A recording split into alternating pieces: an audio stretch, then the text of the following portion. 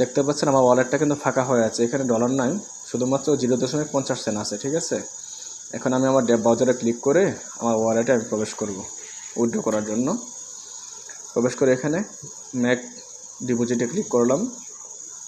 দেখতে পাচ্ছেন আমার ওয়ালেটটা শো করতেছে, আমার এখানে ব্যালেন্স আছে 5.97 সেন্ট।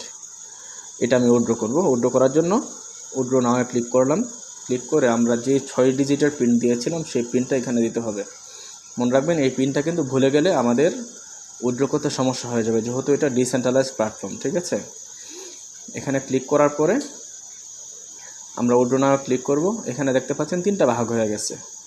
এখানে 2.28 চলে আসছে আমার ওয়ালেটে, 1.39 চলে গেছে আমার রিচার্জে, আর 1.49 আমার স্পিড ওয়ালেটে চলে গেছে। তারপর উইথড্র নাও ক্লিক করে আমি আমার ফিঙ্গারটা এখানে সেট করে দিব।